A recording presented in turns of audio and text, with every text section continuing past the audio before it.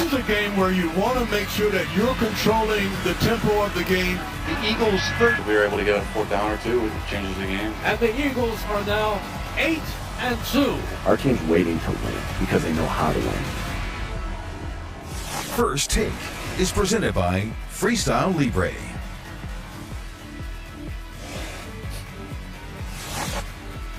First Take on a Monday morning. Good morning, everyone. Shay Cornett, Stephen A. Smith here with you, Dan Orlowski, and yes, Cam Newton is joining us from the ATL. Good morning, everyone. How are you feeling? Good morning. Hope y'all had a wonderful weekend. Feel great. I did. Yeah? What made So did I. wonderful for you? So did I. I was in a warm weather place, you know what I'm saying? I wasn't in New York. Yeah. It was cold here this weekend. It wasn't cold and windy. Wasn't cold where I was. That was good. It is even colder this morning, it feels like. Let's go to last night, because the offense was cold for both teams, okay? Eagles and Lions, not much offense really from either team. The Eagles have now combined for 26 points in their last two games, which were both wins, by the way. The Lions were 3 of 13 on third down. They failed to convert on 5 fourth down attempts. But much was made of the final call of the game, which was a defensive pass interference call for the Lions. And so let's dive into that play quickly. That call robbed Detroit of the win. Cam Newton, you first. What do you think? Absolutely. I mean, as you see this type of game unfold, you know that it's going to come down to an epic finish. Well, we were robbed for that because what happened to physicality in letting them play, ref? Well, we didn't see that. The ref made it about himself and said, hey, was it touchy? Yes, but was it that type of game? Absolutely. This was a defensive-esque game. We knew it was going to be chippy. We knew it was going to come down to, some type of heroics at the end. And from the fans' perspective, we were robbed from that. A pass interference to give a potential opportunity to make all his wrongs right in Jared Goff? No, he doesn't get that. And it's disappointing to see that happen. And I must say, should that have been under review, I would have loved to see somebody kind of overthrow and say, like, no, that wasn't a necessary, pass interference, and we cannot end the game on these type of circumstances. You don't want to see that. Particularly in a game of this magnitude, you really don't want to see it, period. I understand, listen, a lot of times in a lot of sports, we go by letter of the law, and I understand it has to. I get it. Doesn't mean we had to like it. But I guess what I'm saying is, if there's any wiggle room whatsoever not to do that and to make sure it's decided on the field, you do that. This was so flagrantly obvious that, you look at them, if anything, AJ could have been called for offensive interference. He could have been called for that. To make this call, it's just egregious. It's 1:51 left. If you don't get that call, you got to turn the ball over to Detroit. And that defense that's been playing lights out, now you got Gibbs and Jameson Williams and the crew on the opposite side of the field. What you going to do against them? You got this one last stand that you have to make. That's how the game should have ended.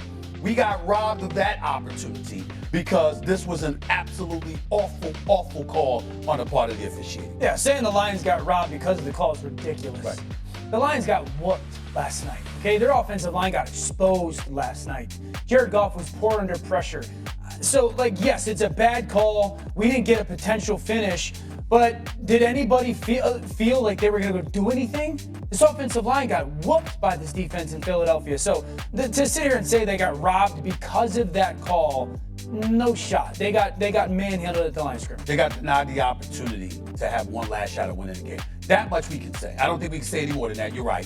But we can at least say that. Yeah, sure. I was promising, I thought, to see the Lions defense actually show up. But I don't mean that in a mean way. I mean it like they were the reason that they were in this game for so long. Team held to 9. Let's go to the Eagles side of this, though, because Jalen Hurts accounted for only 1 touchdown. That was the tush push that we saw. A.J. Brown and Devontae Smith combined for only 57 yards, only 8 catches combined. Same story offensively, different day, it feels like, for the team that's leading the NFC. Let's hear from the players in the locker room after the game.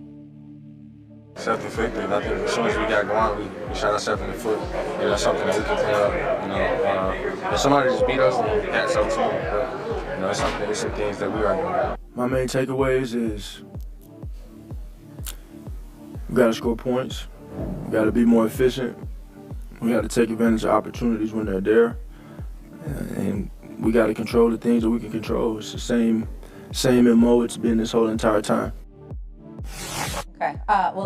I don't know what I was expecting from Philadelphia, but I thought maybe we'd see a little bit more offensive production since they were coming off their last game in prime time where things didn't look good on that side of the ball.